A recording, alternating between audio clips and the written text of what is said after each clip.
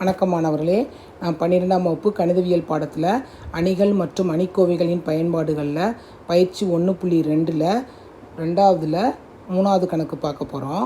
இந்த 3வது கணக்கு பார்த்தோம்னா முதல் உறுப்பு வந்து 3ன்னு இருக்குது. நான் முதலே சொல்லியிருக்கேன், முதல் உறுப்பு வந்து 1 வர மாதிரி ஃபஸ்ட்டு நீங்கள் எழுதிக்கோங்க அப்படின்னு. ஆனால் வந்து இன்டர்சேஞ்ச் பண்ணி எழுதலாம், இல்லை ஈஸியாக கூட நம்ம எழுதலாம். இப்போ வந்து முதல் உறுப்பு வேணும் அப்படிங்கும்போது R1 எடுத்துக்குவோம். R1 = R1 minus R2. R1லேருந்து R2 வந்து கழித்து நம்ம எழுதிக்குவோம். எழுதும்போதே உனக்கு வந்து ஈஸியாக கிடைக்கும். அப்புறம் வந்து 3ல் ஃபஸ்ட்டு வந்து R1லேருந்து என்னது R1 மைனஸ் R2. R2ல் 2 இருக்குது, அப்போனா 1. அடுத்து 8ல் 5 போச்சுன்னா -8 இருக்குது. -8ல் மைனஸ் இது ப்ளஸ்ஸாக மாறிடும், அப்போனா வந்து -3. அடுத்து 5ல் 1 போச்சுன்னா 4. 2ல் -4னா -2.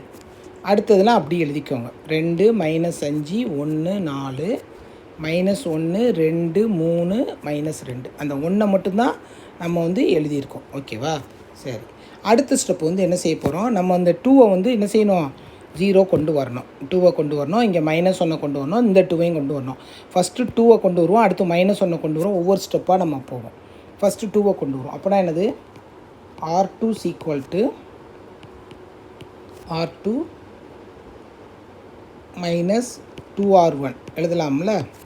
சரி, ஃபஸ்ட்டு இது எழுதுகிறோம். ஃபஸ்ட்டு இது எழுதும்போது என்ன வரும், நம்மளுக்கு R1 அப்படி வச்சுக்கோங்க, எந்த வித மாற்றமும் வேண்டாம்.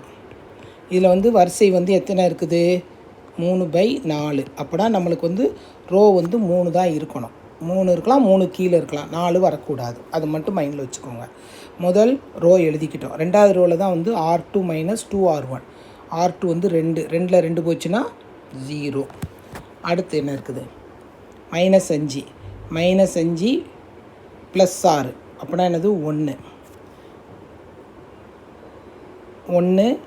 -8 -7 4 + 4 8 4 2 ஒரே அடையாளனால ப்ளஸ்ஸு. சரி, இது ஓகே.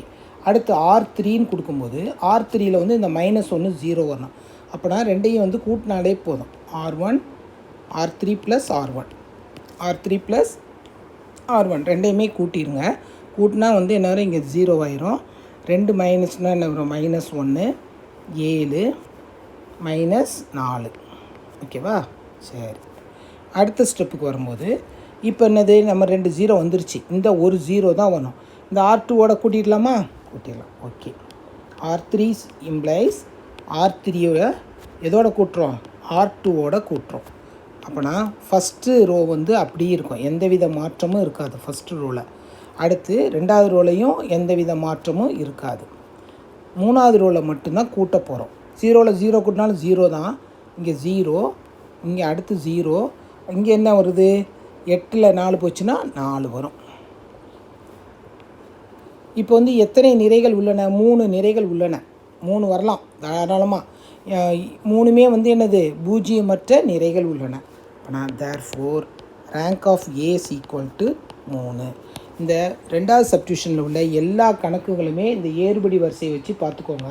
எல்லா கணக்குமே ரொம்ப இம்பார்ட்டண்டான